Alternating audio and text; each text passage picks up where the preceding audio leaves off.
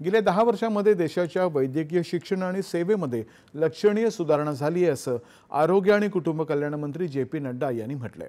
ते आज नवी दिल्लीमध्ये एम्सच्या 50व्या दीक्षांत समारंभात बोलत होते।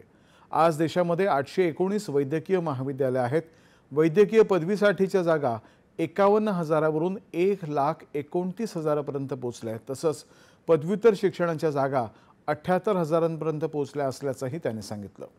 एम्स म्हणजेच अखिल भारतीय आयुर्विज्ञान संस्थेच्या वैद्यकीय सेवांचा त्यांनी गौरव केला।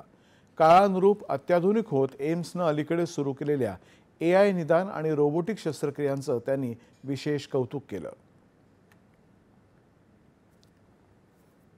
वॉशिंग्टन पोस्ट या अमेरिकन वृत्तपत्रानं केलेल्या आरोपांचं LIC म्हणजेच भारतीय आयुर्विमा महामंडळानं खंडन केलंय।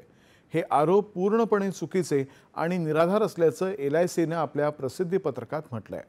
LICनं त्यांच्याकडचे 32,000 कोटी रुपये अदानी उद्योग समूहाच्या कंपन्यांमध्ये गुंतवण्याचा प्रस्ताव तयार केला असल्याचा आरोप वॉशिंग्टन पोस्टनं आपल्या लेखामध्ये केला होता। मात्र अशा प्रकारचा कुठलाही प्रस्ताव LICनं कधीही केलेला नाही। तसंच LICच्या गुंतवणुकीचे अधिकार केवळ मंडळाद्वारेच घेतले जातात आणि इतर कुणाचाही त्यामध्ये हस्तक्षेप नसतो असंही या प्रसिद्धी पत्रकात म्हटलंय। LIC सारख्या प्रतिष्ठित कंपनीची प्रतिमा मलिन करण्याच्या हेतूनच हे खोडसाळ आरोप केले असल्याचंही LICच्या प्रसिद्धी पत्रकात म्हटलं आहे।